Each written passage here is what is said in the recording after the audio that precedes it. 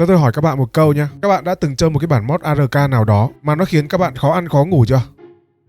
Và trong video ngày hôm nay, tôi sẽ chơi một cái bản mod tên là DOX. Nó đang được gọi là cái phiên bản mod khó nhất hiện tại. Và tôi sẽ chơi chế độ hardcore. Chế độ này thì chưa phải là khó nhất đâu, nhưng đó cũng là giới hạn của tôi rồi. Ở trong 100 ngày này, tôi đã rất là vất vả. Lúc lên voi, lúc xuống chó, lúc sung sướng, lúc cay cú. Và để làm sao mà tôi có thể vượt qua được 100 ngày này, thì bây giờ các bạn hãy chuẩn bị một tô cơm thật là to.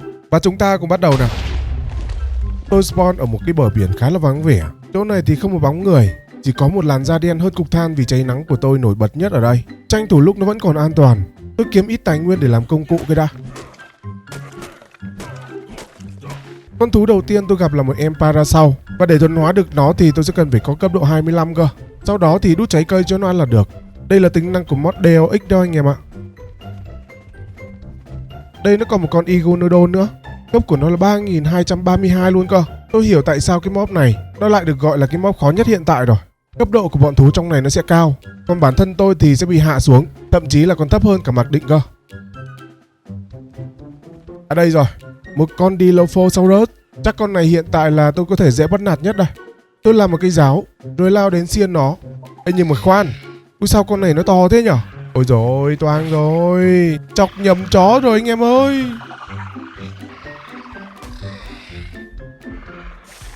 Nó là một con Apex Dilophosaurus. Cấp của nó là 640 luôn. Nó là dòng Apex luôn mà. Cái thế giới này nó khắc nghiệt quá. Chắc là tôi chỉ có thể bắt nạt được Dodo thôi anh em ạ. Và ở đây thì tôi có thấy một con Dodo. Màu sắc của nó thì trông khá là lạ. Tôi không nghĩ nhiều lao vào xiên nó luôn. Ui, con Dodo này nó biết cắn lạ luôn mà. Vợ tôi từng nói là con nào có ngoại hình màu mè thì con đó nó sẽ rất là nguy hiểm. Và đúng thật là vậy. Đó là một con Apex Dodo. Nó mổ cho tôi 2 cái chết luôn mà. Và chưa hết đâu. Vừa hồi sinh lại là tôi gặp một đàn Pegomastax. Trên người tôi thì còn mỗi cái khố thôi, mà nó cũng cố giật cho bằng được. Giật xong thì lại bị gãy chân. Thật sự khá là bất lực với cái tình cảnh này. Tôi thì chuyển sinh luôn chứ còn làm gì nữa. Đây lại là một con Dilopho khác nữa. Và lần này thì tôi sẽ phóng lao vào nó, rồi dụ nó xuống dưới nước để hành sự. Nhưng đó chỉ là lý thuyết thôi anh em ạ. Còn thực hành thì con Dilopho nó bảo méo nha.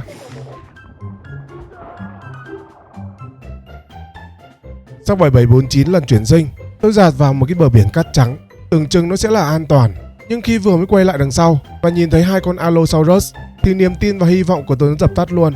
2 con này màu sắc của nó lấp lánh như đèn Noel luôn. Đứng nhìn thêm một chút nữa chắc là khỏi chạy luôn đấy. Tôi thì tốt nhất là chạy trước đi cho nó lành. Ê, ở đây có đâu đâu này. Trong con đâu đâu này thì nó không có to nha. Nó nhỏ hơn con lúc nãy. Và khi tôi tấn công nó cũng không tấn công lại luôn. Đây mới đúng là đâu đâu mà tôi biết này.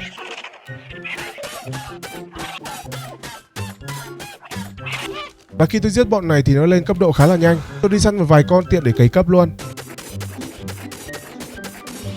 Tôi phát hiện ra một con Triceratops. Nó là một con thú baby luôn. Muốn thuần hóa được nó thì vẫn phải yêu cầu là cấp 75 cơ. Cấp độ của tôi hiện tại thì chỉ mới có 29 thôi. Tôi sẽ tranh thủ đi giết một vài con đâu đâu nữa để cấy cấp. Nhưng nó chẳng có gì là thuận lợi khi gặp bọn thích hội đồng như là Compi cả. Tôi nghĩ là tôi phải làm một cái gì đó rồi. Không thể để chúng nó hành hạ như thế này được. Tôi mở bảng công thức ra và tìm ngay chữ DOX. Nó hiện ra khá là nhiều thứ trong này. Và thứ mà tôi cần tìm hiểu đầu tiên đó chính là cuốn sách này. Nó là một cuốn sách hướng dẫn. Nó giống như là một cái cuốn sách wiki của cái map này vậy. Nguyên liệu chế tạo nó khá là rẻ, chỉ một fiber với một da là được rồi. Sau khi chế tạo xong thì đặt vào cái ô tay trái như này. Đặt vào ô tay trái xong, nó sẽ hiển thị chữ bấm chuột phải để mở. Đây là bảng hướng dẫn và thông tin của map DOX đó. Ở cái phần đầu tiên bên trái, đó là phần thông tin nâng cấp giáp. Và cái dòng đầu tiên bên trong đó là cái giáp vải. Bộ giáp này thì có khả năng chống côn trùng. Và đặc biệt nó sẽ tăng 300% kinh nghiệm cho người chơi và thú mới lớn. Tức là khi mặc cái bộ này lên, sau đó là đi cấy cấp cho thú mới nở, thì kinh nghiệm nó sẽ lên rất nhiều. Sức chống chịu của nó thì không cao lắm đâu, chỉ khoảng 25% mỗi phát cắn thôi. Và cái bộ đồ này thì chỉ có thể kiếm được ở những con thú hoang như là Apex Bram. Bộ thứ hai là bộ giáp Chitin. Bộ giáp này thì có khá là nhiều ưu điểm. Nó sẽ giảm máu và thức ăn khi đứng gần mấy con thú đang nuôi, tức là mấy con thú vừa mới nở ra đấy. Ngoài những ưu điểm bất lợi thì có vài đặc điểm khá là hay, như là giảm cháy bỏng và có hiệu ứng hồi phục nhanh hơn. Có lẽ là tôi nên chơi đến đâu thì đọc thông tin tới đó thì sẽ hợp lý hơn đấy.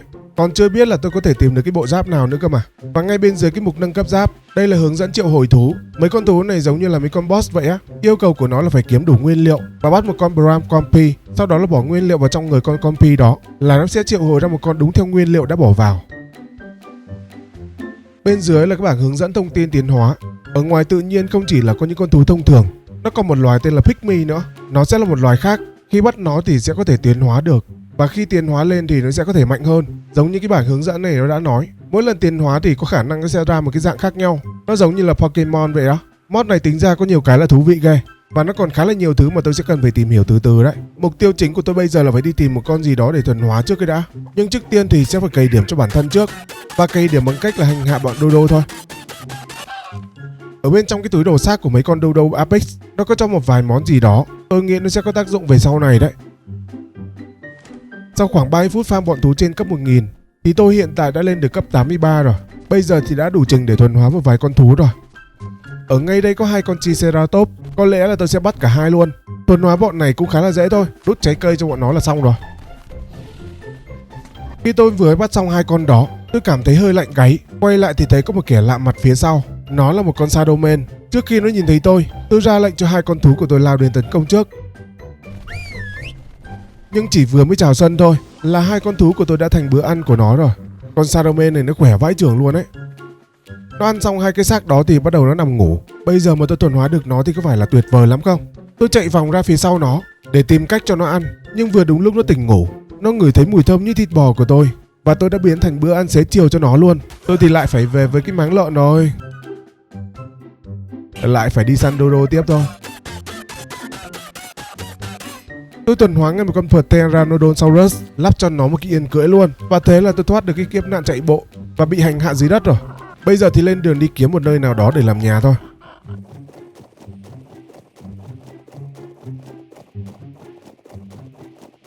Trên đường đi tôi có gặp một cái thính đỏ. Bên trong có vài món đồ cũng khá là ngon. Trong đó có một cái cưa máy, chỉ cần chế thêm một ít xăng thôi là không lo thiếu gỗ luôn. Tôi bay khắp nơi thì quay lại cái vị trí trước đây tôi chơi Rimorphia mà tôi đã từng ở. Chỗ này cái khoảng đất nó khá là bằng phẳng, và tài nguyên chỗ này thì đầy đủ luôn. Tiện đây tôi lấy một ít crystal để làm ống nhòm. Đang farm ngon thì mấy con chó hoang nó thấy. May là tôi còn phản xạ kịp chứ không là thành bữa tối cho nó rồi. Lúc sau khi tôi vừa làm được cái ống nhòm thì có một con Sabertooth nó lao tới. Tôi cũng đang không hiểu tại sao nó cắn đau như thế. Con Pte của tôi gần chết luôn mà. Đúng là thú hoang bên trong cái mob này nó phải là một cái gì đó đấy, không đùa với bọn nó được đâu. Khu vực này thì nó khá là đẹp, nhưng tôi cảm giác nó không được an toàn cho lắm. Tôi vẫn nên đi kiếm một nơi nào đó khác để làm nhà thì sẽ tốt hơn đấy. Nếu mà kiếm được cái hang hốc thì càng tốt. Trên đường đi tôi vô tình lọt vào cái mắt xanh của con Wyvern. Con này nó bay nhanh vãi chưởng luôn đấy. Tốc độ bay của nó phải nói là tốc độ bàn thờ luôn. Tôi còn chưa kịp làm gì nó đã dí sát đít rồi. Và nó là một con Apex Ember Crystal Wyvern, cấp độ là 1456. Quá khủng khiếp. Tôi hồi sinh lại ở bãi biển cũ và thuần hóa lại một con thú bay mới, rồi lại lên đường đi tìm chỗ làm nhà tiếp. Ôi, ở đây có một con Apex Drake này. Nó đớp có 2 phát thôi là chết luôn con Bronto. Cỡ đó mà tôi xuống một phát là một đớp thì thừa đấy. Tôi tốt nhất là kệ nó đi, không nên chọc chó nữa anh em ạ. Và tôi có tìm được một cái chỗ làm nhà khá là đẹp. Nó là bên trong một cái công trình bỏ hoang. Chỗ này cao ráo khá là hợp lý, nhưng đen một cái là không đặt được cái foundation xuống. Có lẽ là phải đi kiếm một nơi nào đó khác rồi. Đây rồi, cái chỗ này thì cũng không xa chỗ kia cho lắm. Nó cũng là một cái công trình bỏ hoang. Chỗ này thì chỉ toàn là thú ăn cỏ thôi. Khu vực thì cũng tương đối là bằng phẳng, và có thể đặt được cái foundation xuống luôn. Tôi sẽ bắt đầu dựng nhà ở đây luôn nhá. Sau hơn một tiếng thiết kế và xây dựng thì đây là căn biệt thự của tôi đây. Nó phải xứng đáng là 10 trên 10 luôn, không có một điểm nào có thể chê được luôn. Nội thất trong nhà thì tôi sẽ đặt 3 cái lò nung trước, một cái campfire để nướng thịt, và một cái bàn smithy. Nhà cửa tạm thời thì cứ như thế trước đã. Và tôi cũng làm một cái máy tìm thú. Bây giờ tôi sẽ đánh dấu một cái vị trí của một con pygmy. Tôi cũng đang tò mò xem cái hình dạng của thú tiến hóa nó như thế nào. Nó cũng không xa lắm đâu, chỉ khoảng 1300 mét thôi. Con pygmy này là một con Argentavis. Ngoại hình của nó thì trông giống một con baby thôi. Theo như ống nhòm thì không có thông tin nào có thể thuần hóa được cả. Nhưng dựa theo sách thì tôi sẽ cần phải chế tạo cái món này. Nó là DOX thêm minh treat. Nguyên liệu là 4 loại rau củ quả và một quả trứng Apex Dodo được phối ra. Vậy là tôi sẽ cần phải làm cái chỗ trồng cây và nuôi một cặp Dodo để lấy trứng. Tôi quay về nhà đặt 4 miếng sàn xuống, rồi đặt lên trên đó 4 cái ô trồng cây. Sau đó là nối ống nước cho nó. Ngay bên dưới chân nhà tôi thì là một cái hồ nước, nên là chắc chắn là nước không bao giờ thiếu luôn. Và tôi cũng có lắp một cái mái nhà kính cho nó để nó năng suất hơn. Để trồng được cây thì tôi sẽ cần phải có phân. Phân thì chắc là phải đi bắt một cái mấy ẻ Phiomia rồi. Mấy con thú bên trong cái mob này được cái là có vài loài không cần phải bắn ngủ, chỉ cần đút ăn là có thể bắt được rồi. Tiện thể thì đi bắt thêm 2 con Apex Dodo nữa. Con Apex Dodo thì nó hơi to, tôi bế nó lên mà cái đầu của tôi chui vào cái lỗ nhị của nó luôn mà. Trông nó kinh vậy. Hiện tại thì vấn đề trồng cây thì cũng đã xong rồi, chỉ cần chờ thành quả thôi. Trong lúc đó thì tôi đặt một cái máy sâu terminal và cài đặt chế độ cho nó là tự động nhặt trứng, rồi cho 2 con dodo ra cho nó lùm xùm. Trong lúc chờ đợi thì tôi phát hiện ra ngay dưới chân nhà tôi có một con kiến khổng lồ. Tôi mang cái súng bắn lưới xuống để trói nó, rồi dùng cây cưa máy để cắt và đít nó. Cây cưa máy sát thương nó không cao nhưng được cái là nhanh. Khi nó chết, bên trong túi đồ của nó tôi lấy được một cái artifact, một ít chi tin, một cái áo chi tin và một cái quặng gì đó. Tính ra con này nó không khác gì là một con boss mini luôn đấy. Ở đây tôi thấy có một vài cái túi, bên trong đó có 2 cái loại quặng mà tôi đang cần. Quặng này thì chỉ có giết bọn Apex nó mới rớt ra thôi. 2 cái quặng đó là tôi đang cần để chế tạo cái bàn này đây. Đây là cái bàn chế tạo của mod DOX. Muốn chế tạo cái món thuần hóa thì phải chế tạo cái bàn đó trước. Đây, nó là cái bàn này đây. Bên trong cái phần chế tạo của cái bàn, tôi có thể chế tạo được cái món ăn thuần hóa của mod DOX. Bọn dodo thì hiện tại nó đẻ hơi lâu, để có thể có được cái số lượng trứng nhanh hơn. Tôi cho một con nó phối với nhiều con một lúc để tăng năng suất trứng đẻ ra nhiều hơn.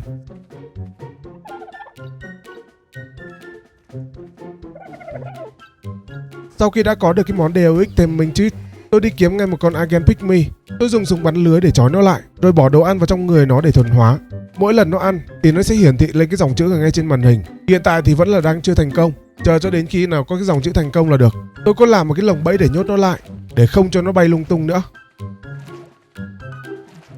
Nhưng mà hình như con này nó bị làm sao ấy. Tôi cho nó ăn hết 50 cái luôn mà vẫn không thành công. Con đó nó bị dính lời nguyền gì rồi. Tôi đi tìm ngay một con khác và vẫn dùng cái cách đó, bắn lưới để trói nó lại rồi cho nó ăn. Và khi ở gần mấy con Pygmy này thì phải hết sức cẩn thận. Khi ở gần con Pygmy, nó sẽ xuất hiện một con khỉ để bảo kê nó. Đấy, vừa mới nói xong là nó xuất hiện luôn này. Con này nó khá là ghê, nó sẽ cầm phân để ném tôi đấy. Dính một cục phân đó thôi là cúc luôn đấy. Nhìn cấp độ của nó là hiểu rồi. Và khi con này nó dí là nó sẽ dí cho đến chết. Tức là tôi có ở đâu thì nó vẫn dí cho bằng được. Tôi sẽ phải tìm một cái góc nào đó và để cho nó kẹt ở đó thì mới có thể an toàn được. Bay lượn lờ cũng khá là lâu. Tôi tìm được một cái thác nước. Cái vách núi chỗ này nó dựng đứng luôn, dụ cho nó đi kẹt vào trong đó. Nhờ cho cái vách núi nó cản lại là tôi sẽ an toàn thôi. Thế này thì khỏi dí nữa luôn. Và con Pygmy thì cũng đã thuần hóa xong rồi này, chứng tỏ là cái con trước đó nó bị gì rồi anh em ạ. Trên đường bay về nhà, tôi gặp một con rồng nước. Ngay bên dưới nó có một cái tổ trứng luôn. Cái máu trộm trứng của tôi lại nổi lên rồi. Nhưng mà xung quanh quả trứng nó khá là nguy hiểm. Tạm thời thì biết thế đã. Bây giờ về nhà xem cách tiến hóa con Pygmy đã. Đây là những viên kẹo để tiến hóa con Pygmy của tôi đây. Nguyên liệu của nó thì có vẻ như là tôi chỉ thiếu mấy cái miếng thịt đùi thôi. Muốn kiếm được mấy cái miếng thịt đùi này thì phải đi farm thú hoang ngoài kia. Nhà tôi thì hiện tại thì không có con thú nào có khả năng là có thể tấn công được cả. Tôi nghĩ là tôi sẽ tìm cách để trộm những quả trứng kia trước anh em ạ. Khi tôi quay lại xài xuống cái ổ trứng, chưa kịp sờ mà chưa kịp nhìn gì luôn thì con Wyvern nó đã quay lại nó dí rồi. Có vẻ tiếp cận được cái quả trứng là khó đấy chứ không dễ đâu.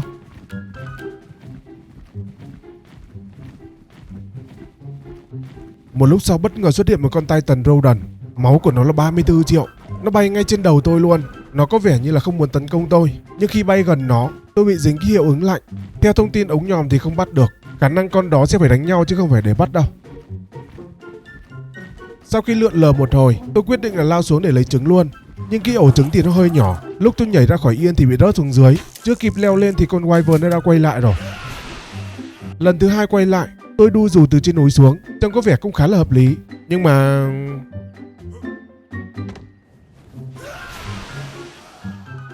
ấy á, tôi không để ý cái dòng chữ này. Nó bảo tôi là chưa đủ cấp độ để lấy cái quả trứng đó. Nó yêu cầu là 172 cấp cơ. Bảo sao tôi loay hoay mãi trong cái tổ mà không lấy được. Cày vãi trưởng. Có lẽ là tôi sẽ cần phải tìm một con gì đó khác có khả năng tấn công. Ở đây có 2 con, Apex Rex và Apex Indominus Rex. Nhưng hiện tại thì tôi lại không còn một con thú bay nào để có thể di chuyển xa được. Phải bắt tạm một con gì đó trước đã.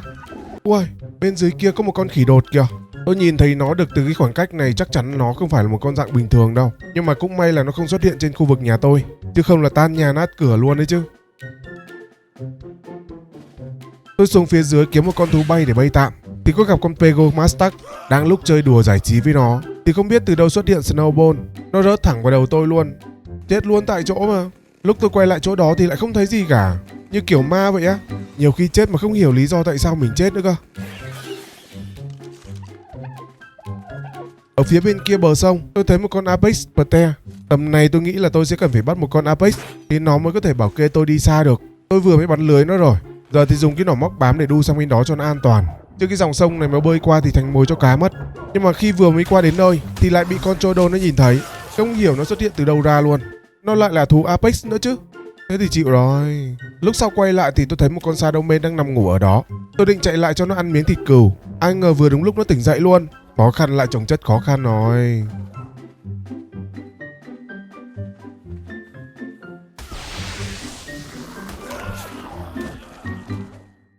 Lần thứ 3 tôi quay lại thì mấy con khốn đó nó đã chạy đi đâu hết rồi. Nên nhờ thế mà tôi bơi qua dễ dàng hơn. Ở đây chỉ còn một con Rex thiếu nhi thôi. Nó còn đang là thiếu nhi nên là cũng không lo lắm đâu. Giờ thì có thể thành thơ an toàn bắt con Bờ này rồi. Tôi bắn lưới nó xong, tôi cẩn thận đặt cho nó thêm một cái cũi nữa, để khi nó tháo được cái lưới ra thì nó không có thoát được.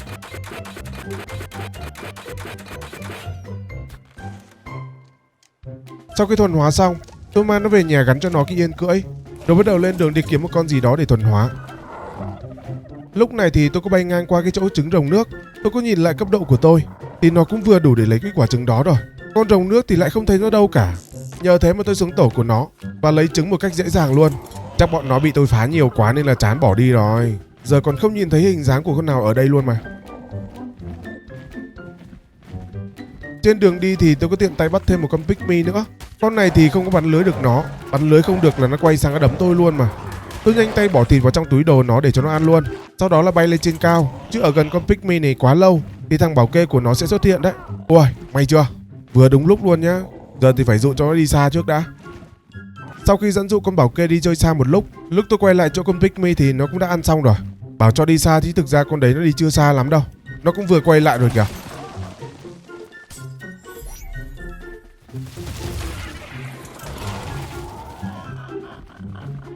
Như vậy là nhà tôi đã có 2 con Pygmy rồi.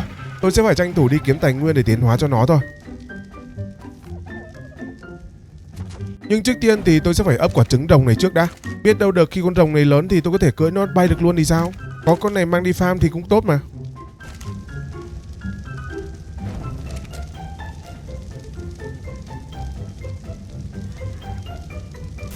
Con rồng nước này có cái quả màu da khá là mát mẻ. Nhưng tôi thì lại không thể chờ cho nó lớn được. Tôi cho nó uống cái thuốc tăng trưởng để nó có thể lớn ngay lập tức luôn. Nhưng khi nó lớn thì tôi lại không thể cưỡi được. Đứng chờ một lúc thì nó xuất hiện một cái dòng chữ.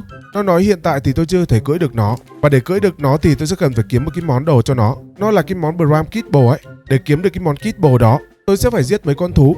Nó có tên là Bram Will. Những con thú đó cũng là những con thú tiến hóa, nhưng nó là thú hoang. Bọn thú đấy cũng khá là mạnh đấy.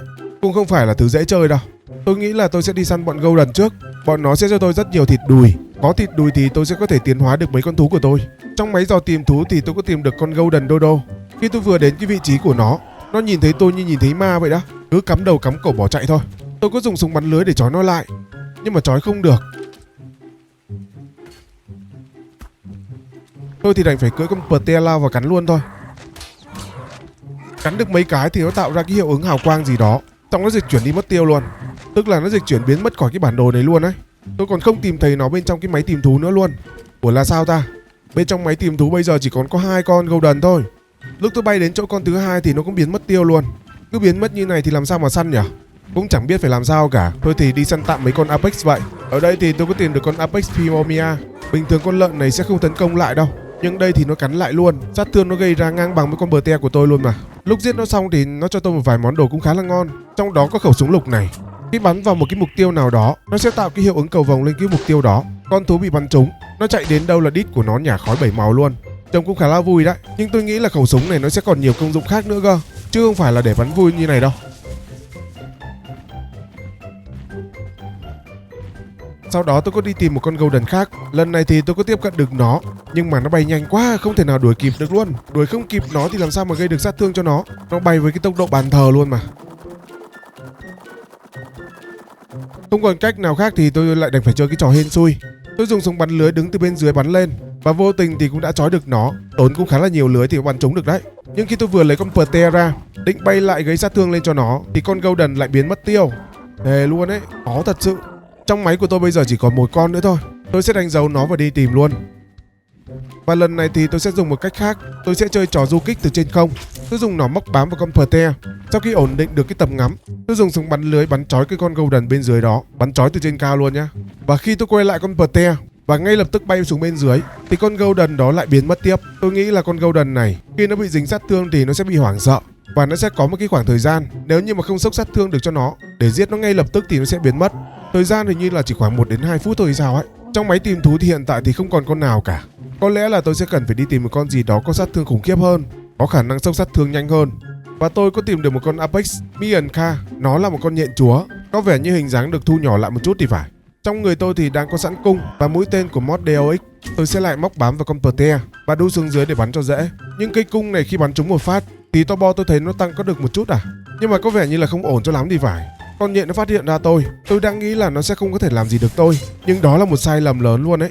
Nó bắn tơ từ bên dưới đấy lên trên này luôn, và khi bị dính tơ thì tôi rụng như sung rụng luôn. Cái này bị ngất xong bị rụng xuống ấy. Lúc sau quay lại tôi muốn gọi con Pearl về, nhưng vì nó đang ở trên cao quá nên là không có gọi được. Cũng may là ở gần đó có cái vách núi khá là cao, tôi sẽ cần phải đu lên trên đó trước. Sau đó là nhảy bung dù để tiếp cận con Pearl. Cũng hay là con Pearl nó không có vấn đề gì đó. Ui, ở đây vừa mới xuất hiện một con Apex Drake này. Chỉ số của nó cao phết nha, toàn gần 200 điểm cho mỗi chỉ số thôi. Tôi lấy cung tên ra định bắn nó, nhưng tôi chợt nghĩ ra là bắn cung tên thì không biết đến bao giờ nó mới ngất. Và tôi có nghiên cứu ra được một cái món vũ khí khá là hay. Nó là một quả bom khí độc này. Khi ném ra thì nó sẽ tạo hiệu ứng gây mê. Cái khói đó nó sẽ có hiệu lực trong 5 giây. Nguyên liệu chế tạo nó thì nhà tôi không thiếu. Nguyên liệu nhà tôi thì chắc phải chế được mấy chục quả luôn đấy. Tôi quay về nhà chế luôn mấy chục quả để dùng. Chế xong mấy quả bom gây mê, tôi quay lại tìm con Apex Race và ném vào đầu nó khoảng 10 mấy quả. Thực ra là do tôi ném bừa ném bậy, chứ ném chuẩn thì chắc là khoảng 10 quả là đủ rồi.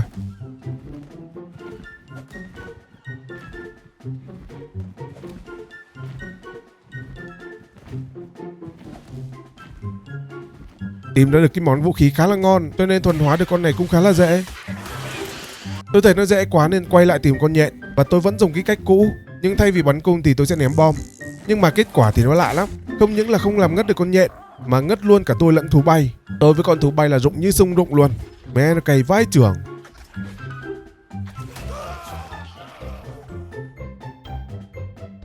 Tôi về nhà làm gấp cái yên cưỡi cho con Rex rồi mang nó đi cày điểm gấp. Sau đó tôi quay lại cho con Rex nó đứng tanh. Ít ra thì con Rex nó có cái yên cưỡi, nó cũng đỡ được một phần sát thương đấy. Nếu yếu máu quá thì tôi cho nó vào cầu lại, rồi ném ra ngay lập tức thì sẽ hồi máu ngay thôi. Sau khi ném một vài quả bom khí độc thì con nhện nó cũng đã ngất rồi đây. Tôi cho nó ăn vài miếng thịt cừu là xong rồi. Và con nhện này thì nó có khả năng gọi ra mấy con nhện con. Tôi có thể tùy ý ra lệnh cho mấy con nhện con nó tấn công. Mấy con nhện con thì sẽ có thời gian biến mất, nó chỉ có xuất hiện trong một thời gian ngắn thôi. Sát thương từ mấy con nhện con thì không cao lắm đâu, nhưng được cái là bắn tơ làm chậm. Còn sát thương từ con nhện mẹ thì cắn cũng khá là được. Mỗi phát cắn sẽ có sát thương độc, nhờ thế mà có thể gây mê cho đối phương. Tính ra là con này cũng hợp lý này. Dùng nó để đánh ngủ mấy con mà tôi cần bắt cũng được đấy, nhưng phải đi cày cho nó một ít điểm trước đã. Sau khi cày điểm xong, tôi có thử nghiệm lên trên một con Griffin và nó hiệu quả hơn tôi mong đợi nhiều. Có điều giáp của con nhện thì nó hơi yếu, mỗi lần bị cắn yếu máu thì phải bơm cho nó một cái bình máu để hồi máu lại.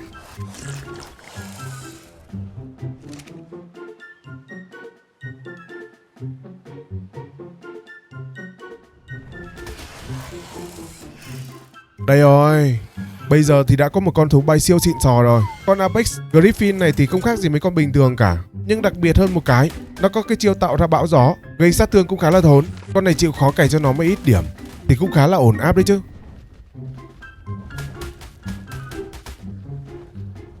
Tính ra là nãy giờ tôi quên mất cái mục tiêu chính là phải đi bắt 2 con Apex Dilopho. Tôi sẽ cần phải bắt 2 con rồi mang chúng nó về nhà để cho chúng nó phối để lấy trứng. Trứng của con Dilopho là nguyên liệu để tiến hóa con Pygmy đó. Trong lúc loanh quanh khám phá thì tôi có bắt được thêm 2 con Pygmy nữa. Vậy là nhà tôi có 4 con để tiến hóa rồi. Nhưng khu vực nhà tôi hiện tại thì có vẻ như là hơi chật. Tôi sẽ mở rộng nó ra thêm một chút nha. Khu vực phía trước này tôi vừa mới mở rộng ra, nếu mà có chật quá thì tôi sẽ mở rộng ra thêm sau. Và cái chuyến đi cày cấp cho con Griffin, tôi cũng kiếm được một ít thịt đùi của mob. Tuy là nó không có nhiều đâu, nhưng đủ để làm vài viên kẹo để tiến hóa cho một con đấy. Mấy cái kẹo này thì nó có nhiều màu, tôi cũng chẳng biết là mỗi màu nó sẽ có tác dụng như nào. Đọc qua thông tin thì nó không khác gì nhau cả. Tôi chế tạo thử một viên, tôi bỏ vào trong túi của con Agen, đợi vài giây cho nó ăn viên kẹo đó. Nó sẽ xuất hiện một cái vòng tím xung quanh người nó, và nếu thành công thì nó sẽ biến thành một cục nguyên tố, còn nếu thất bại thì xuất hiện một cái dòng chữ thôi. Tôi chế thêm vài viên nữa cho nó ăn.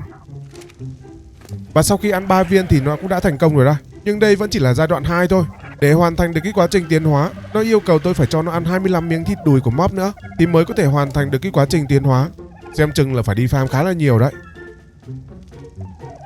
Trong nhà tôi hiện tại thì vẫn còn vài miếng nữa, vẫn có thể làm được thêm vài viên kẹo nữa, đủ số lượng cho mấy con còn lại luôn đấy chứ. Sau khi tiến hóa dạng 2 cho mấy con thú ở nhà tôi xong, tôi đi loanh quanh để farm thêm và có lấy được một quả trứng của con Apex Manticore. Con Manticore canh trứng thì tôi có vô tình giết nó rồi. Quả trứng của nó cấp độ cũng khá là cao. Cái này không biết mang về ấp thì nó sẽ như thế nào nhỉ? Bên sa mạc tôi gặp một con Biorex, một con Tech Rex Boss. Cái ngoại hình của nó to khủng khiếp luôn. Cấp và máu của nó thì lại không cao lắm đâu. Tôi lợi dụng ở trên cao gây sát thương vào nó. Và khi giết được nó thì tôi nhận được một đống xương sẩu của nó luôn. Còn gom xác của nó thì nhận được một đống đồ khác nữa. Nó có một cái artifact và được gần 1000 metal ingot nữa.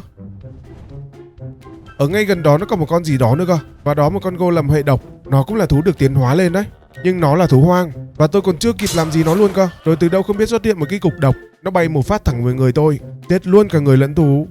Cũng may là cái chuyến đi vừa rồi tôi có farm được khá là nhiều thịt đùi. Số lượng cũng được khá khá đấy, đủ để tiến hóa dạng 3 cho mấy con thú ở nhà của tôi luôn đấy. Và tôi sẽ tiến hóa con Argentavis trước. Sau khi cho nó ăn 25 miếng thịt đùi của mob thì nó cũng đã hoàn thành được cái quá trình tiến hóa rồi đây. Hình dáng của nó bây giờ là đã hoàn chỉnh. Và cái hình dáng của nó có vẻ như là to hơn cái dạng bình thường thì phải. Thực ra là to hơn rất nhiều luôn đấy chứ. Sát thương cơ bản của nó cũng cao nha. Cái này tăng điểm đầy đủ cho nó cũng hợp lý này. Nó còn có chiêu gọi đệ nữa. Mấy con đệ của nó cũng là mấy con agent nhỏ. Sát thương của mấy con đệ cũng 10 mấy nghìn nha. Tính ra là mấy con đệ của nó sát thương còn to hơn chính bản thân nó cơ. Cái này là tôi không ngờ tới luôn đấy. Thực ra là bỏ công sức ra tiến hóa cho bọn này cũng không phí đâu. Ở đây tôi có thấy một con Bram Wheel. Tôi gọi mấy con đệ ra để tấn công nó xem sao.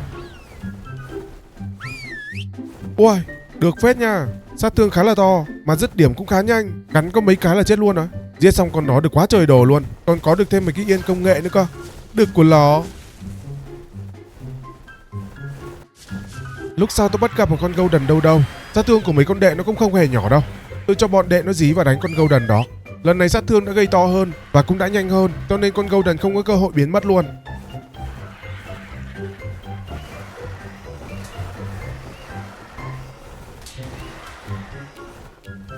Lút cái xác của con Golden, nó cho tôi khá là nhiều thịt đùi, kèm với đó là yên cưỡi nữa. Tính ra là bỏ công sức đi săn mấy con này cũng khá là đáng giá nha. Cái xác của nó thì không gom được, chắc ra nó làm bằng vàng nên là không có gom được xác đấy. Tôi có cho bọn đệ đánh nhau với con Manticore dạng tiến hóa hoang. Bọn đệ vừa mới bay vào thôi, còn chưa kịp làm gì đã bay màu hết cả lũ rồi. Chứng tỏ con Manticore dạng tiến hóa này nó khá là khỏe. Phải có một con gì đó khác mạnh hơn thì mới có thể đánh được nó. Hoặc là có thể bắt một con Pygmy và tiến hóa cho nó thành dạng đó. Ôi, ngay bên dưới có con Apex Manticore dạng X này. Con này thì không thuần hóa được, chỉ có thể là trộm trứng nó thôi. Và tôi sẽ giết nó trước để lấy trứng. Lúc gần hết máu thì nó quay đầu bỏ chạy. Cái này là bỏ của chạy lấy người này. Tôi thì không đuổi theo nó đâu. Đuổi theo nó thì sợ quả trứng nó despawn. Đây là cái kết cho đứa bỏ của chạy lấy người. Mình xin nhá. Trong chuyến đi vừa rồi thì tôi có lấy được 2 con Dron này. Bọn này chắc là để trưng bày trong nhà cho vui thôi. Chứ máu với sát thương của nó thì lại hơi yếu. Còn một cái cuộn giấy này nữa. Đọc sơ qua thì nó sẽ triệu hồi một con gì đó. Không biết là thú đã được thuần hóa hay là một con boss nữa. Tôi sẽ kiếm một cái chỗ đứng xa nhà một chút. Cái cánh này thì lúc mà tôi đi farm mấy bọn thú hoang thì vô tình được thưởng, cho nên bây giờ có cánh để bay luôn. Và cái cuộn giấy đó là một con Bloodsucker. Con nhện này thì làm phương tiện di chuyển thôi, chứ con này mang ra đánh nhau thì nó lại hơi phế.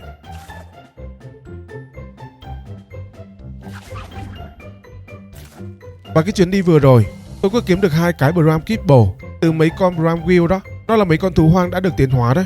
Cái món này thì sẽ có tác dụng là cho mấy con Wyvern hay là cho con Manticore nó ăn. Phải cho mấy con đó nó ăn thì tôi mới có thể cưỡi được nó. Con Wyvern này thì nó là phiên bản của map Crystal Island, nên thành ra điều khiển nó bay cũng khá là dễ, chứ không giống mấy cái map khác nó cứ lù đồ kiểu gì ấy.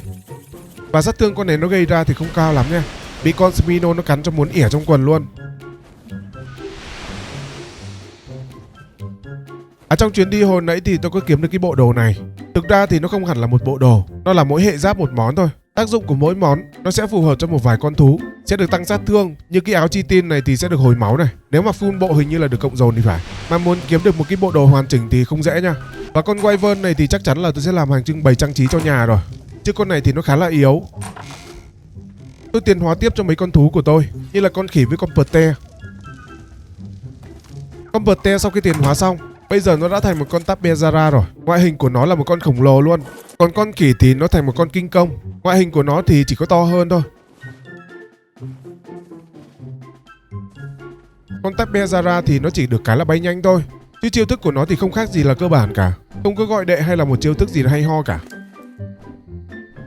Có con kinh công này thì nó sẽ khác này. Bình thường thì nó sẽ ném người chơi, còn đây thì nó không khác gì cái phiên bản con bảo kê của con Pygmy cả. Nó sẽ ném một cái cục phân to đùng luôn. Sát thương của mỗi cục phân nó gây ra thì khá là to nha. Đây là sát thương cơ bản mà đã được 25k một phát rồi. Cái này mà tăng điểm lên thì không biết cỡ nào luôn đấy. Tôi đang nghĩ lúc tôi thuần hóa con Pygmy, lỡ may mà tôi dính một cục phân to như này nhỉ, thì chắc chắn là chuyển sinh ngay lập tức. Con kinh công này ngoài cái tác dụng ném phân to ra thì nó còn có tác dụng để farm quả và farm fiber nữa. Mà thực ra là cái bản chất của nó là có thể farm được như thế rồi mà. Chỉ có cái là trong phiên bản này thì nó sẽ farm được nhiều hơn thôi. Suýt nữa thì tôi quên là trong nhà tôi còn một con chưa tiến hóa nữa, đó là con Doedicurus. Sau khi tiến hóa xong thì nó không khác gì bản gốc là mấy, vẫn là có khả năng farm đá. À không, con này có khác anh em ạ. Khi nó cuộn tròn và lăn, những con thú nào mà bị nó lăn trúng thì sẽ bị chết ngay lập tức luôn, giống như kiểu là bị tai nạn giao thông vậy đấy. Nhưng mà lăn trúng thì không thấy nổ sát thương, lăn trúng một phát là chết luôn cơ. Có khi nào là sát thương vô hạn không nhỉ? Nếu mà sát thương vô hạn thì nó lại ảo quá. Còn sát thương quật đuôi của nó cũng khá cao, cũng được hơn 3k một phát đấy.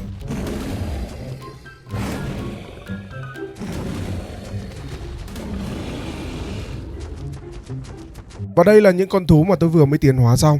Mấy con thú này ngoài công dụng tiến hóa ra, nó còn có công dụng là dùng để hiến tế nữa.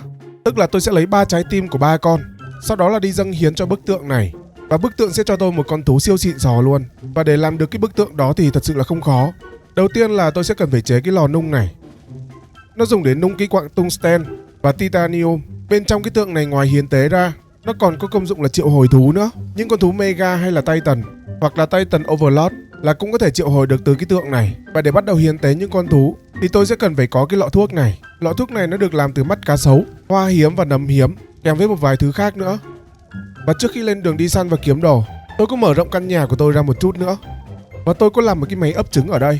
Tôi sẽ ấp cái quả trứng của con Manticore trước. Chỉ số của quả trứng này cũng khá là cao đấy. Con Manticore này thì mới là dạng 1 thôi. Nó còn có thể tiến hóa lên dạng 2, dạng 3 nữa cơ. Làm sao để tiến hóa lên 2 dạng còn lại thì tôi sẽ nghiên cứu sau nha. Bình thường con Manticore này lúc bay thì nó vẫn có thể sử dụng được chiêu thức, nhưng mà con này nó lại không dùng được. Khả năng cao là nó sẽ cần phải có điều kiện gì đó rồi. Trong lúc loay hoay với con Manticore, tôi phát hiện ra một đối tượng Golden đang lượn lờ ở gần nhà tôi. Tôi lấy con Argentavis, gọi đệ ra dí đánh luôn.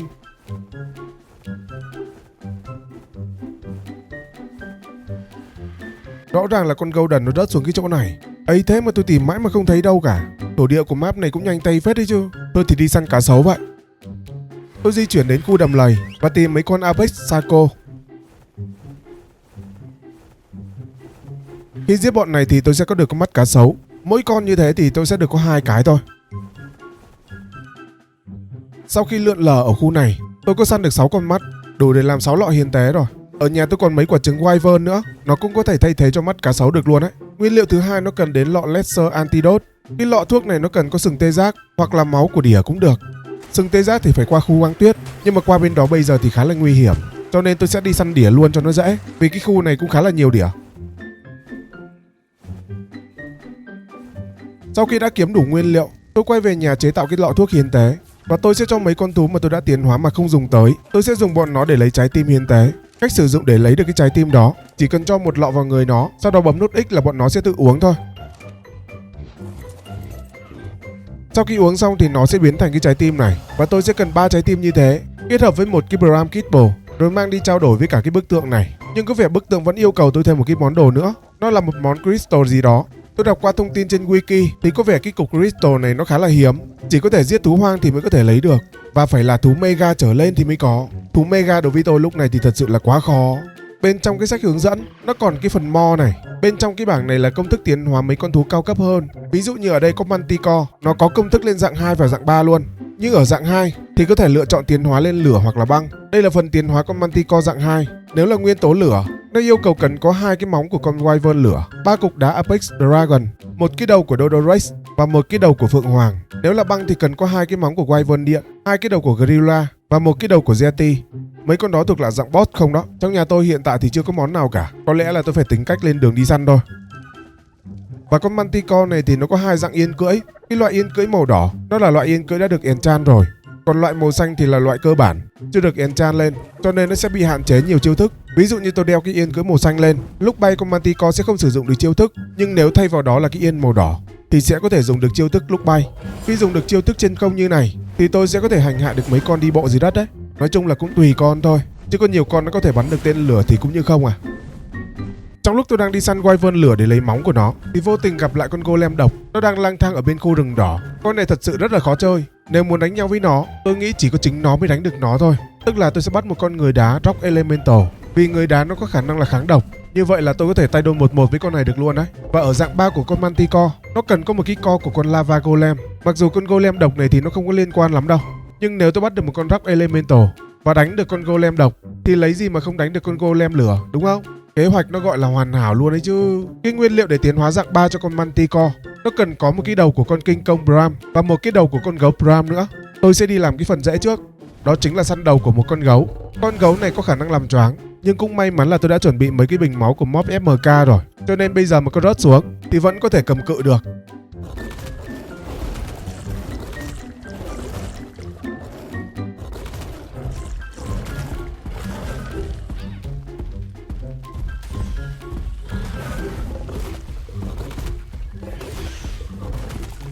Đây, một cái đầu của con gấu đã có. Nó sẽ dùng để tiến hóa con Manticore hệ lửa đó. Tiếp theo là con Apex King Kong. Tôi cũng cần giết nó để lấy đầu. Con King Kong này thì nó có chiêu ném phân thôi, nhưng mà để trúng một phát thì không biết là chuyện gì sẽ xảy ra đâu.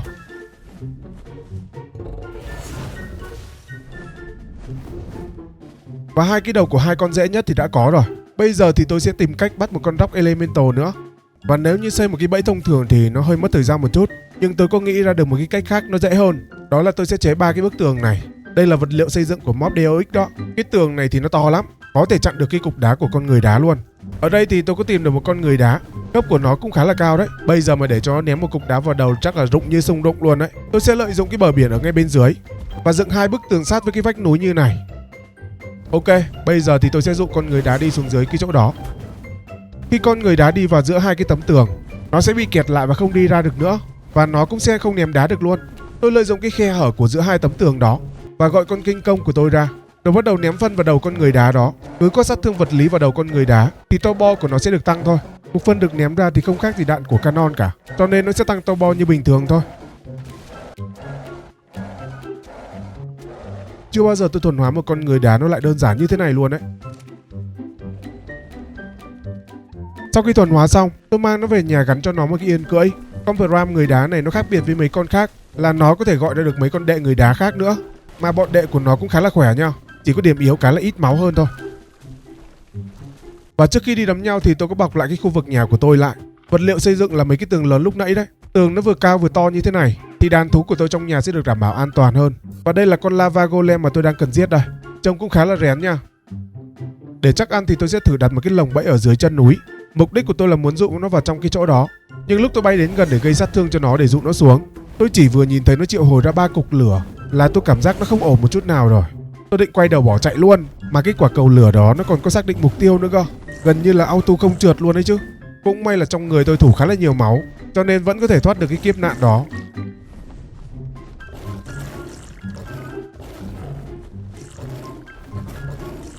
Ui, ở đây còn một con golem độc nữa này. Thôi được rồi, dù sao thì cũng đã thuần hóa một con người đá rồi. Để cẩn thận và an toàn hơn thì tôi sẽ thu hết một con thú của tôi vào trước đã. Lỡ có thất bại thì chỉ có con người đá nó chịu trận thôi. Đứng từ xa tôi ném cho nó một cục đá vào đầu để lấy lợi thế trước. Lúc con golem nó chạy đến thì gần như là nó không có hề hấn gì luôn, chỉ có thể gây sát thương cho nó bằng cách là ném đá thôi. Máu của con người đá của tôi thì hơi ít, nên mỗi khi bị ăn một cục đá cũng khá là thốn đấy.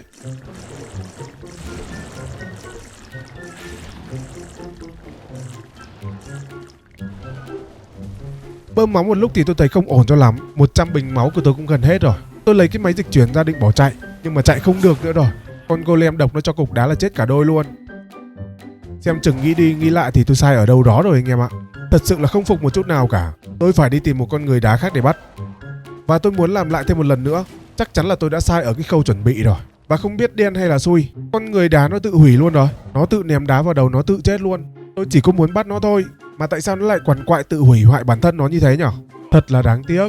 Lúc con người đá nó chết, bên trong cái túi đồ của nó có khá là nhiều đồ. Mà cũng đúng thôi, dù gì thì nó cũng là thú Bram mà, chứ nó có phải là thú thường đâu. Cũng may là trong thế giới hiện tại nó cũng đang có đến mấy con lợn cơ, cho nên để kiếm được con thứ hai thì cũng không khó đâu. Và con này thì nó không có tự hủy nữa, nó chịu cho tôi thuần hóa rồi. Sau khi thuần hóa và cày điểm cho nó xong, tôi về nhà lọc một cái bộ giáp chi tin đã được enchant mà tôi đã săn và kiếm được lúc trước. Theo như thông tin của bộ chi tin này nó cho biết, khi tôi mặc cái bộ đồ này lên thì sẽ loại bỏ một số hiệu ứng cháy bỏng hoặc là độc, và còn có hiệu ứng hồi phục stamina và cả máu nhanh hơn nữa. Cho nên khi tôi mặc đủ set đồ, cả tôi và con thú mà tôi đang cưỡi nó đều sẽ có hiệu ứng như thế luôn. Mặc bộ đồ này còn kết hợp với cả con Zerboa này nữa. Con Zerboa này nó có hiệu ứng hồi phục, cho nên tự tin lần này là tôi sẽ giết được hai con đó. Sau khi chuẩn bị đồ xong, tôi đi tìm con Lava Golem trước. Tôi cho nó ăn cục đá từ xa để lấy lợi thế trước. Sát thương cháy bỏng hiện tại thì cũng đã được giảm khá là nhiều rồi. Với lại chỉ số máu của con người đá này nó cũng ổn hơn con người đá lúc trước. Tuy là bị ăn đấm một phát là hơn 100k máu, nhưng mà vẫn có thể hồi máu lại kịp được. Sát thương của tôi thì hơi nhỏ, cho nên đánh cũng khá là lâu thì mới giết được nó đấy. Có sự chuẩn bị kỹ càng, cho nên lúc thắng cũng khá là sướng đấy. Trong lúc đánh nhau với nó có rớt ra cái Lava Stone. Cái cục đá này cũng khá là hiếm nha, và chỉ có con Lava Golem nó mới có thôi. Và mấy cục đá đó đều có tác dụng hết đấy nha. Nó dùng để triệu hồi ra một con Lava Golem, và nó sẽ là thú của tôi luôn cơ. Cái này về sau thì sẽ rõ thôi. Nạn nhân tiếp theo là con Golem độc. Lửa thì hơi chật vật một chút, nhưng đổi lại với độc thì lại dễ hơn rất nhiều. Hầu như là con người đá nó miễn nhiễm với độc luôn mà. Sát thương của tôi gây ra cho con này nó cũng to hơn so với con Lava Golem.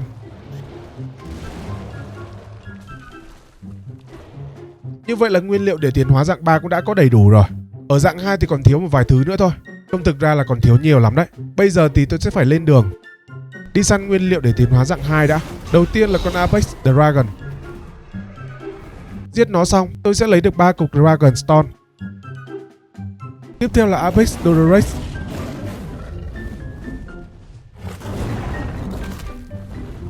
Giết nó xong một cái là có được luôn cái đầu của nó. Tiếp theo là đến mấy con Wyvern để kiếm móng của nó. Rồi trong lúc đó không biết từ đâu xuất hiện một con Mega Dodorex. Nó đang lảng vảng ngay gần nhà tôi luôn. Để đảm bảo an toàn cho căn nhà yêu quý của tôi phải làm liều đánh nhau với nó luôn. Con Mega Dodorex này nó có khả năng bắn tên lửa. Cho dù tôi có đang bay thì vẫn có thể dính sát thương của nó. Bị dính mỗi phát tên lửa cũng khá là thốn đấy. Mà nó lại còn bị choáng nữa chứ. Dù sao thì cũng đã lỡ rồi, chơi tới luôn chưa biết sao rồi. Chịu khó để ý máu và bơm thôi. Lúc nó chết nó triệu hồi ra mấy con nhỏ. Mấy con nhỏ con nào cũng có biết bắn tên lửa hết. Tôi có cố gắng di chuyển nhưng mà mãi không đi được. Một con nó bắn thì đã đành, còn đây là mấy con nó bắn một lúc cơ. Có bơm máu bao nhiêu đi chăng nữa thì không thể nào đỡ được mấy cái tên lửa nó phóng đến cùng một lúc.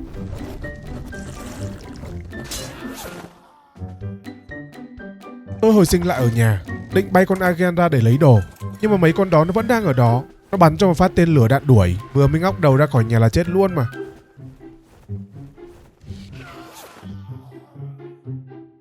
May sao là nó giết xong con Agen của tôi thì bọn nó cũng đã biến mất luôn rồi. Tại sao bọn nó không biến mất sớm hơn nhỉ? Đánh nhau với một con Mega thôi mà tôi mất nhiều quá trời anh em ạ. Con Manticore còn chưa kịp tiến hóa gì nữa cơ. Bây giờ chỉ còn mỗi cái túi của nó thôi. Đồ tiến hóa cũng đã đủ hết rồi. Bây giờ phải biết làm sao đây. Nhưng mà sau khi giết được con Mega đó, nó bù lại cho tôi một cái phiên bản Dodorex dạng X mà đã được thuần hóa rồi. Chỉ số của con này nó cũng khá là cao đấy. Hàng xịn sò đấy chứ không đùa đâu. Con này có thể khạc lửa và cũng có thể bắn được tên lửa giống con Mega kia luôn. Thực ra nó là Mega mà. Được của nó. Giờ mà có được cái yên cưỡi enchant cho nó thì không biết là nó có thể gọi được đệ tử không nhỉ?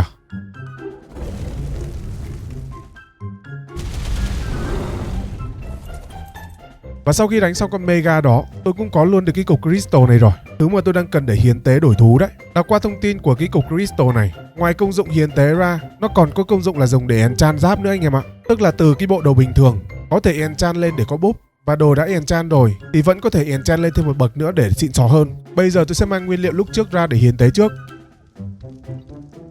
Ui, tôi vừa hiến tế được cái gì thế này? Đú, một con chiến mã của Ghost Rider luôn. Ui, trông nó ngầu vai trưởng. Ui, hiến tế như này cũng được phết đấy nhở. Đổi 3 con thú Apex để có được một con thú cổ đại luôn. Quá là xứng đáng. Chiêu C của con ngựa hình như là hút máu của mấy con thú xung quanh thì phải. Còn chiêu X của nó là bắn ra một cái đầu lâu gì đó phát nổ. Và nó còn có cái bảng cứu feed nữa. Không biết là giết nhiều con thú trong danh sách này thì sẽ được gì nhở. Nhưng mà bên trong cái bảng này là toàn thú Mega thôi. Có khi nào con ngựa này chuyên dùng để giết thú Mega không ta?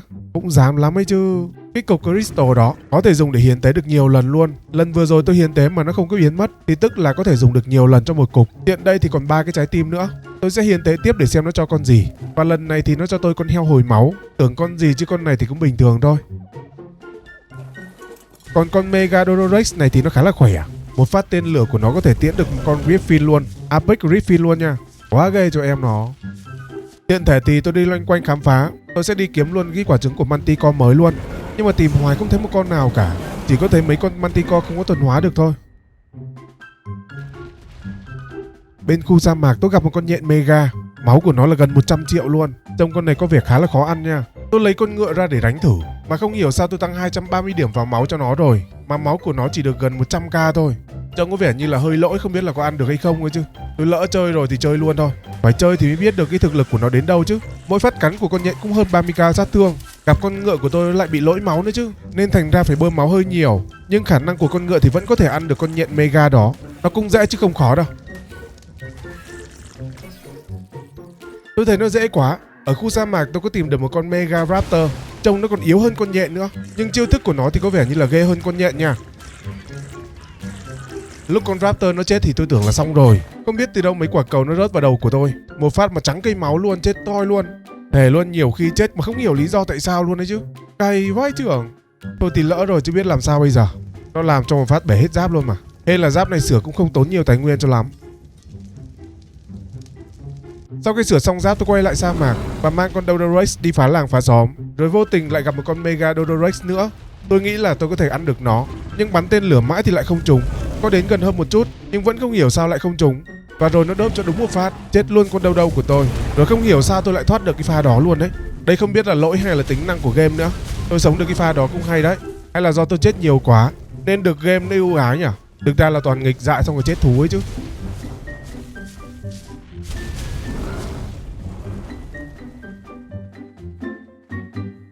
Tôi về nhà mở cái bảng tiến hóa lên để xem thì thấy con Wyvern của tôi có thể tiến hóa được nữa. Nó chỉ cần một cái não của con zombie Dodo thôi là sẽ có thể tiến hóa được. Não zombie Dodo thì nhà tôi khá là nhiều.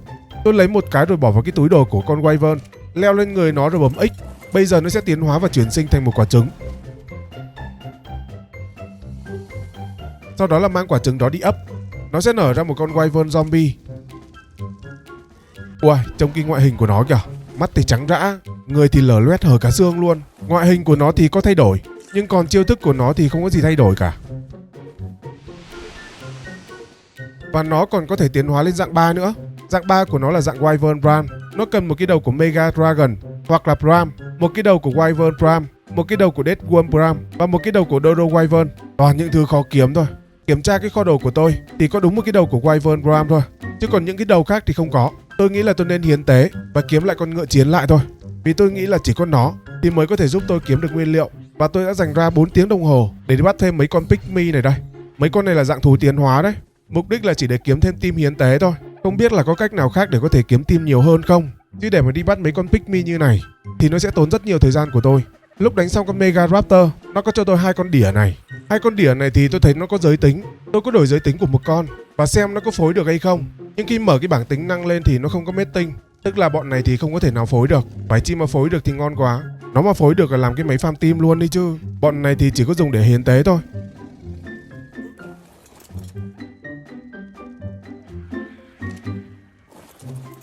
Sau khi chọn lọc thú trong nhà ra thì tôi có lấy được 6 trái tim hiến tế nữa anh em ạ. Hiến tế nhiều quá tôi còn được tặng một cái đồng xu này nữa. Nó cũng sẽ dùng để triệu hồi một con gì đó. Có vẻ như là một con thú huyền thoại luôn đấy. Giờ hy vọng với 6 cái trái tim này nó sẽ đổi cho tôi một con gì đó ra hồn. Và ông trời lại không phụ lòng người. Tôi lại được thêm một con ngựa nữa. Và ngoài con ngựa ra thì được thêm một con Griffin nữa. Được hẳn 2 con thú cổ đại luôn. Được của nó. Con Griffin thì vẫn là chưa bão gió thôi, nhưng mà sát thương của nó to khủng khiếp. Đây đúng là vị cứu tinh mà tôi đang cần trong nhà rồi. Bây giờ nhà tôi đã có 2 con siêu mạnh rồi. Con ngựa thì tôi đeo thêm cho nó một cái yên cưỡi nữa. Lần này thì chuẩn bị cho nó kỹ càng một chút. Đã bị chết một con rồi là sẽ phải rút kinh nghiệm vào con thứ 2 ngay. Hiện tại thì tôi vẫn chưa tìm được một quả trứng Manticore nào cả. Nhưng tôi sẽ đổi cái mục tiêu mới. Đó là tiến hóa và triệu hồi một con Lava Golem. Tôi sẽ cần phải đi săn thêm vài cái não của con Zombie Dodo nữa. Ở nhà tôi thì chỉ còn có mấy cái thôi. 50 cái Lava Stone thì nhà tôi có dư rồi. Nó cần có đầu của Dodo Wyvern nữa. Trong lúc đi săn Zombie Dodo, tôi có gặp một con gà Tây Titan. Dạng Titan này thì phải tấn công nó thì nó mới tấn công lại. Cái đấy là tính năng của mob đấy. Con gà Tây này đi đâu nó sẽ rải đầu đến đó. Những món đồ nó rớt ra đều là ngẫu nhiên. Có vài món khá là ngon, như mấy cái miếng thịt đùi này cũng là nguyên liệu cần thiết để chế tạo đấy. Đi theo sau nó để nhặt cũng hợp lý mà. Nhưng mà nguyên liệu nhà tôi thì cũng đang khá là nhiều, nên thôi thì cứ vào việc chính đã. Sau khi săn zombie đâu đâu xong, tôi cứ tìm được một con đâu đâu wyvern. Lúc trước tôi cưỡi mấy con apex thì còn sợ con này đôi phần, còn bây giờ tôi cưỡi thú cổ đại rồi thì không có gì phải sợ con này nữa cả. Và đầu của nó cũng đã có rồi. Nguyên liệu hiện tại thì cũng đã có đầy đủ rồi. Bây giờ thì tôi sẽ cần phải đi bắt Apex, Compi, Bram. Nó sẽ là công cụ để tiến hóa triệu hồi luôn đấy. Loanh quanh trong map thì tôi bắt được 3 con. Bọn này phải chi mà có thể phối được thì tốt quá, đỡ phải mất công đi bắt nhiều lần. Tại vì cứ mỗi lần tiến hóa triệu hồi như thế này thì sẽ chết một con, nên sẽ mất khá là nhiều thời gian đấy. Để tiến hóa triệu hồi được con lava golem, tôi lấy nguyên liệu bỏ vào trong người con Compi. Sau đó là chờ vài giây thì sẽ có hiện tượng chuyển sinh như này. Tôi không biết là sau khi tiến hóa triệu hồi nó thì nó sẽ là thú hoang hay là thú đã được thuần hóa. Tôi làm nghi thức triệu hồi trong nhà như này cũng hơi liều đấy.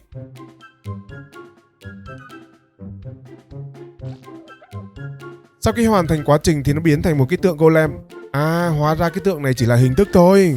Thứ mà tôi vừa tiến hóa triệu hồi nó nằm bên trong cái tượng đó cơ.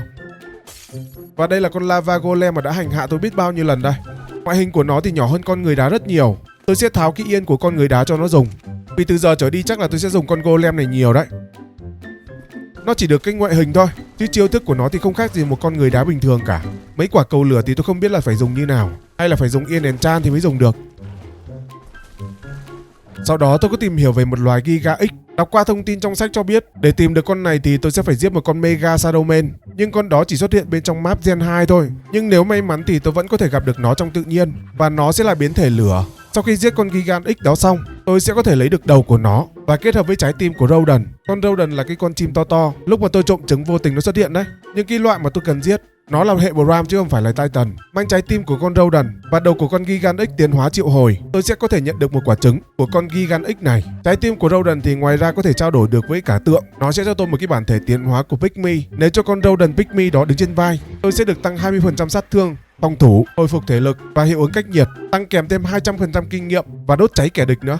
Và để có thể thuần hóa được một con Rodent Bram, tôi sẽ cần phải có một con Rodent Pygmy ở trên vai và gây mê con Bram Rodent đó bằng khẩu súng phóng lựu tên là Fatman Noob. Sau khi gây mê xong thì đặt trái tim của con Rodent vào trong túi của nó sẽ tự động tiêu hủy và bốc cháy con Rodent đang nằm ngất ở đó. Khi con Rodent đó chết, nó sẽ biến thành một quả trứng. Đó là cách để sở hữu được một con Rodent đó. Đọc qua thì xem chừng nó khá là phức tạp, nhưng tôi đang rất hào hứng nếu bắt được 2 con đó thì sẽ như thế nào. Ở bên khu rừng đó tôi gặp một con Mega King Kong. Nghe cái tên thôi là đã thấy ghê rồi, nhưng tôi vẫn muốn cho con ngựa của tôi thử sức với nó. Không hiểu sao cái khoảng cách nó gần như thế này rồi mà con King Kong lại không làm gì tôi cả. Cái này chắc là phải đợi tôi tấn công trước này. Nó thích thì tôi chiều thôi.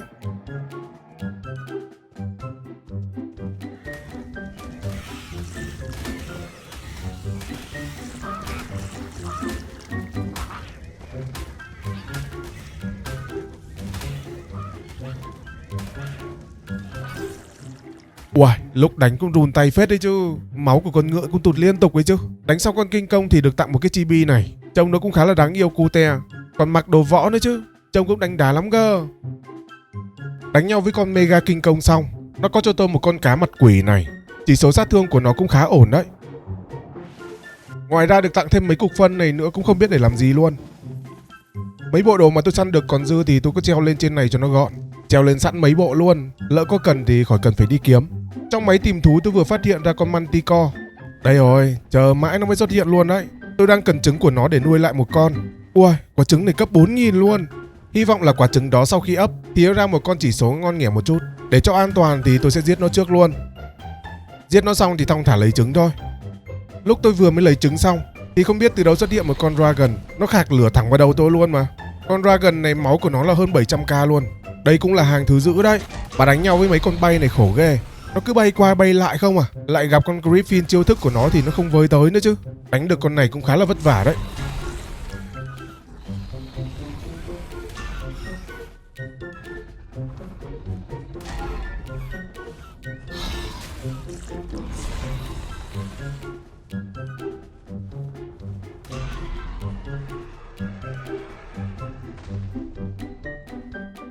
Sau khi nó chết thì tôi lấy được cái đầu của nó. Đúng cái đầu này là tôi đang cần để tiến hóa con Wyvern của tôi luôn này.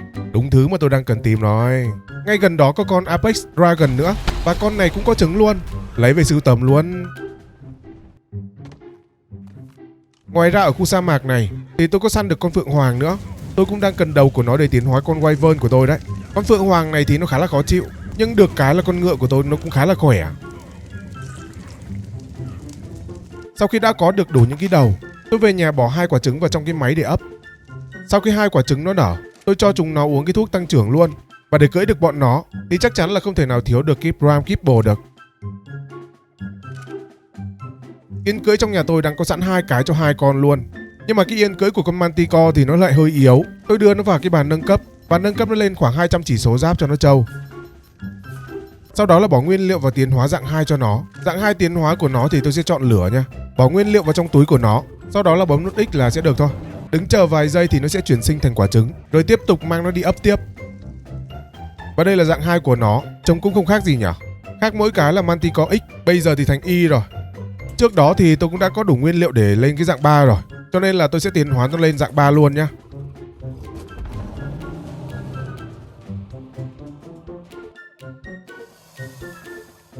Mà sang dạng 3 thì nó không khác gì mấy nhỉ.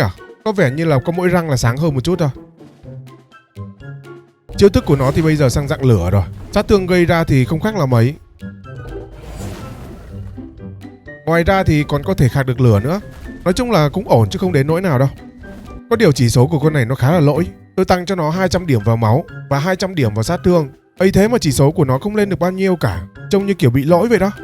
Thế này mà mang đi đánh nhau thì chưa kịp làm gì đã chuyển sinh rồi. Và con rồng này cũng thế.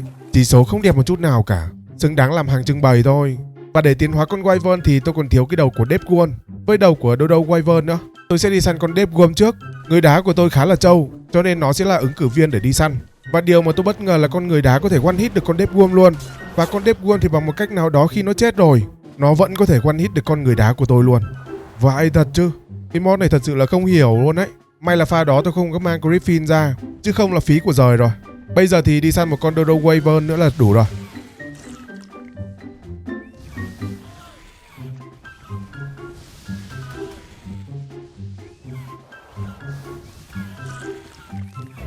Khi về nhà chuẩn bị tiến hóa chuyển sinh cho con Wyvern thì tôi có đọc qua sách thêm một lần nữa. Điều kiện của nó là phải là Wyvern điện, Wyvern lửa hay là Wyvern độc thì mới được. Còn con Wyvern của tôi là nước. Cũng may là còn tỉnh táo để mà đọc lại chứ không là phí rồi. Trong nhà tôi thì còn 2 quả trứng lửa với băng. Tôi mang chúng nó đi ấp luôn. Sau đó là nuôi lớn cho cả 2 con. Bây giờ thì soi xem chỉ số của con nào nó xịn sò nhất thì tôi sẽ mang con đó ra tiến hóa. Cân nhắc một hồi thì tôi chọn con rồng băng. Tôi cho nó ăn cái não của con zombie Dodo trước. Sau khi biến thành zombie Wyvern rồi, tôi bỏ tiếp mấy cái đầu vào để tiến hóa dạng 3 cho nó.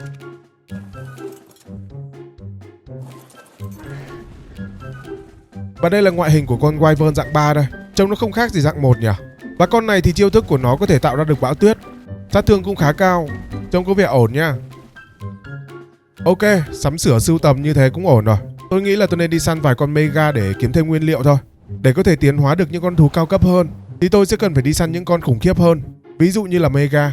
Tôi đi qua sa mạc cho nó xa nhà một chút, tìm một cái hang hốc nhỏ, chui vào bên trong đó để đặt một cái tượng và một cái bàn dịch chuyển để đi lại cho dễ. Tôi cứ dựng thêm vài công trình bên ngoài nữa, để lỡ mà có bị gì thì vẫn có đường mà thoát. Sau đó tôi dùng trái tim tiến hóa để triệu hồi con Mega. Mỗi lần triệu hồi như thế thì sẽ mất một cái đấy. Và nó là một con Mega Raptor anh em ạ. Lần trước bị nó giết một lần rồi cũng hơi rén. Tôi hít thở thật sâu rồi tiến ra ngoài để gặp nó. Nó nổ cho tôi một phát còn đúng 100 máu luôn. Hên là còn để ý mà bơm máu ngay, chứ không là hẹo quả đấy rồi. Con Mega khỏe ghê chứ. Bảo sao nó nổ phát chết con ngựa của tôi luôn chứ. Mỗi cục đá của con golem nó ném ra thì cũng không phải là yếu, do mấy con thú này nó khỏe quá thôi. Mà con Raptor này nó khôn ghê trời. Lúc gần chết thì nó quay đầu bỏ chạy. Mục đích của nó là câu thời gian để hồi lại máu đấy. Sau khi nó hồi được máu thì nó sẽ quay lại. Nó nổ cho đúng một phát chết luôn con golem của tôi. Tôi định bỏ chạy nhưng mà chạy không kịp. Đây là cái bàn phím mà tôi đang dùng đây. Bấm chạy muốn liệt luôn mà chạy không được đấy.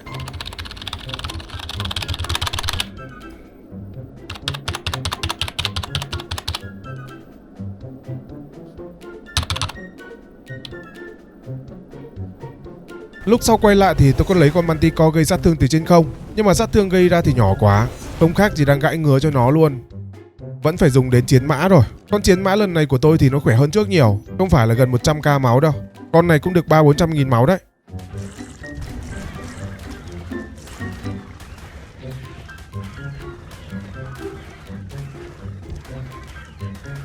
Rồi, đúng là ngựa săn Mega có khác. Mà hình như con này không phải Mega. À, con Mega nó đang đứng ở đây này. Bảo sao con kia nó lại yếu như thế, thực ra nó không phải là mega. Con này mới là mega này. Ui, nó nổ một phát 200.000 sát thương luôn. Tí thì lại chết thêm một con ngựa nữa. Lúc nó vừa mới chết nó còn dư âm mấy quả cầu lửa. Lần này thì khác lần trước rồi, không thể nào mà chết oan uổng như lần trước được. Xong con Mega Raptor, tôi tiếp tục triệu hồi thêm một con Mega nữa. Và nó vẫn là một con Raptor, nhưng mà con lần này thì nó yếu hơn. Nhài đúng 3 cái nuốt luôn. Con Mega Raptor đó, lần này nó cho tôi một phiên bản giống như thế. Nhưng mà sao thú hoang nó lại khỏe thế nhở? Rồi con này nó vào tay của tôi sao nó yếu thế nhở? Trông nó cứ phèn phèn kiểu gì ấy.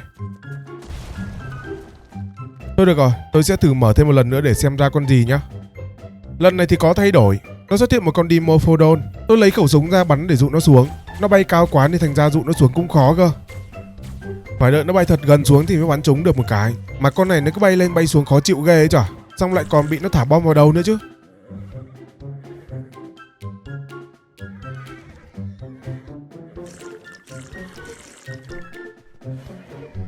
Tôi đánh nhau với nó đâu đó cũng nửa tiếng đồng hồ thì mới xong luôn. Mệt ghê ấy chả. Lúc bay về nhà thì tôi có gặp một con Rodent, nhưng nó là phiên bản tiến hóa tự nhiên. Nhân tiện thì tôi đang còn sung, tôi lao vào phang nó luôn.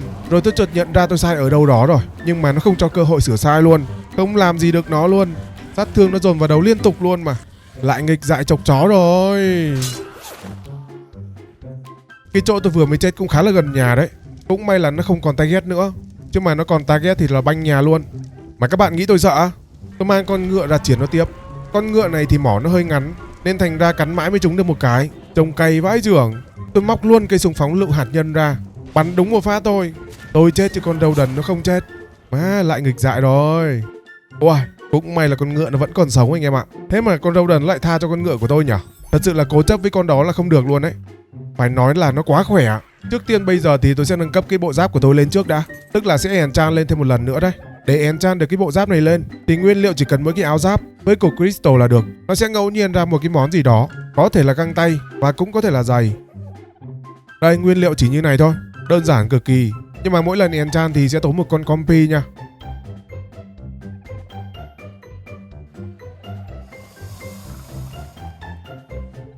Và đây là cái set đồ chi tim mà tôi vừa mới enchant xong đây. Trông nó cứ nhựa nhựa kiểu gì ấy nhỉ. Cái texture của nó vẽ không có được đẹp cho lắm thì phải. Khác gì đang mặc áo mưa không. Nhưng được cái là nó tăng nhiều chỉ số hơn. Và búp có vẻ như là cũng xịn sò hơn đấy. Tôi còn khá nhiều trái tim hiến tế. Không biết hên xui thế nào thì lại được thêm một con Griffin mới. Và được thêm một con Golem cổ đại nữa cơ. Ngon quá trời ngon. Vừa mất một con Griffin, bây giờ lại có lại một con mới. Và còn được thêm một con Golem xịn nữa chứ. Lúc sau tôi gacha tiếp thêm một con nữa thì lại có ngay một con Manticore. Hàng cổ đại luôn nhá. Chỉ số của nó cũng khá đẹp. Nó đẹp hơn con cũ của tôi luôn đấy. Và để có thể cho nó mạnh hơn, trong nhà tôi thì còn một cái đầu của con Manticore. Tôi sẽ cho con Manticore đó ăn cái đầu này. Khi cho nó ăn cái đầu này xong, chỉ số của nó sẽ được tăng thêm. Tăng thêm đâu đó cũng 20-30% luôn đấy. Có điều nếu muốn cho nó hiển thị đúng cái chỉ số của nó thì phải cho nó vào cầu rồi ném ra lại. Tại vì cái mob này nó lỗi chỉ số mà. Nó búp cho thú tự nhiên nhiều quá nên là nó nép của người chơi lại đấy. Giờ thì mang nó đi cày điểm nữa là xong rồi.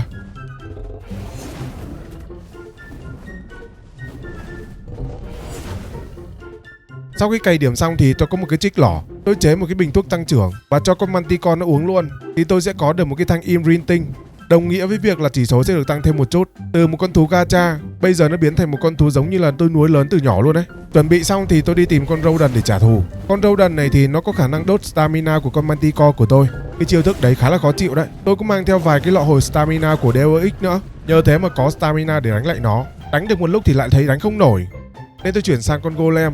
Nhưng con Golem lại ném đá không tới. Khi lên trên được cái đỉnh núi đó thì vô tình tôi lại gặp một con Mega Rex ở đây. Không biết là đứng đó từ bao giờ luôn. Tôi ném cục đá vào đầu nó để chơi nó luôn. Mega Rex có khác, nó cắn thốn gì đâu luôn đấy. Vừa đánh vừa run luôn mà. Rồi lúc nó chết thì nó xuất hiện một con Uber King Kong. Tôi không biết nó là con gì luôn, nhưng mà trông chỉ số viên máu của nó là một con thứ dữ nha. Tôi có thử lấy con Manticore lỏ của tôi ra thử sức. Bắn nó được một phát thôi rồi chạy không kịp luôn. Mẹ khó vãi chưởng vậy. Nhưng khi giết được con Mega Rex, nó có cho tôi một cái phiên bản Rex X nữa. Chắc nó là phiên bản Mega X đó. Ui, sát thương to phết nha. Cũng ổn đấy chứ.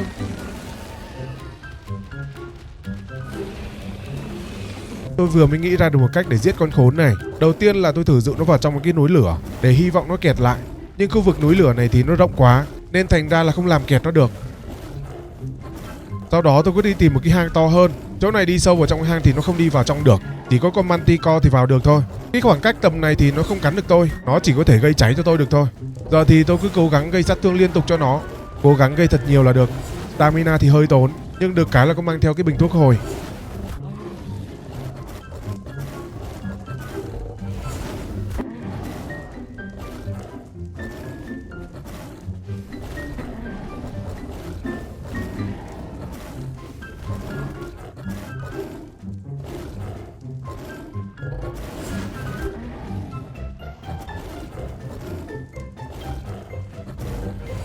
Ôi đây rồi. Sau khi nó chết thì tôi có lấy được cái trái tim của nó. Đây là một cái vật phẩm cực kỳ hiếm luôn đấy. Tôi mang trái tim của nó về trao đổi với tượng để lấy một con Rodent Pygmy. Khi có con này trên vai thì tôi sẽ có thể thuần hóa được con Rodent tự nhiên kia luôn đấy. Đeo nó lên vai thì không đẹp cho lắm, nhưng được cái là những con thú xung quanh sẽ được tăng thêm chỉ số. Sau đó tôi có dành ra hơn 1 tiếng đồng hồ để liên tục reset thú cho đến khi có con Rodent thứ hai xuất hiện. Hiện tại thì tôi đã có con Pygmy Rodent trên vai rồi. Bây giờ thì có thể thấy được cái thanh turbo của con Rodent tự nhiên kia luôn. Lúc này tôi có thể dùng súng phóng tên lửa hạt nhân để bắn ngất nó rồi.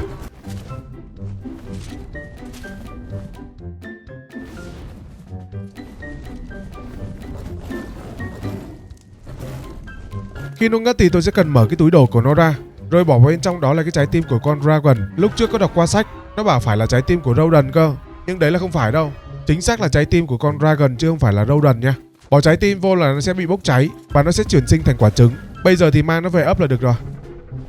Ôi, lúc về nhà ấp nở nó ra một con Unliquid luôn, hên lắm mới được một con như này luôn đấy. Khi nó là thú Unliquid, chỉ số của nó sẽ được tăng. Như con Rodent này thì nó sẽ là hệ băng, nếu như không có chữ Unliquid thì nó sẽ là hệ lửa. Nó giống như kiểu là đột biến vậy đó. Và con này nó có chiêu thức là xoáy băng, khác với con kia là xoáy lửa. Sát thương của nó cũng khá là cao nha. Sau khi cày điểm xong cho nó, tôi qua sa mạc triệu hồi con Mega để đánh nhau thử. Lần này nó xuất hiện một con sói, xoáy đúng 2 phát chết luôn. Được của nó.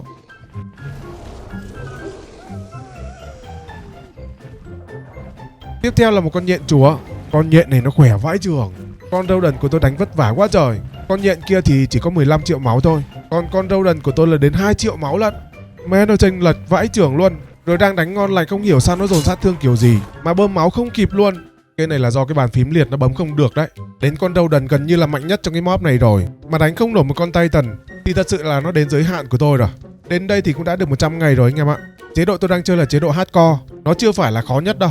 Theo đánh giá của mob thì ở cấp độ này thì phải 3 đến 4 người chơi thì mới chơi được. Và tôi là đang chơi phần của 4 người đấy, nhưng mà chơi được đến đây cũng là cố gắng lắm rồi. Phía sau còn rất nhiều thú mà tôi chưa tiến hóa được thì nhờ các bạn trải nghiệm nốt nhá. Và nếu mà có chơi cái mob này thì rủ bạn bè mà chơi, đừng có chơi một mình, ăn hành ngập mồm đấy. Và đừng quên bấm like và đăng ký kênh, nhớ là phải bật chuông nữa để không bỏ lỡ những video sắp tới nhá. Cảm ơn các bạn đã xem video. Xin chào và hẹn gặp lại.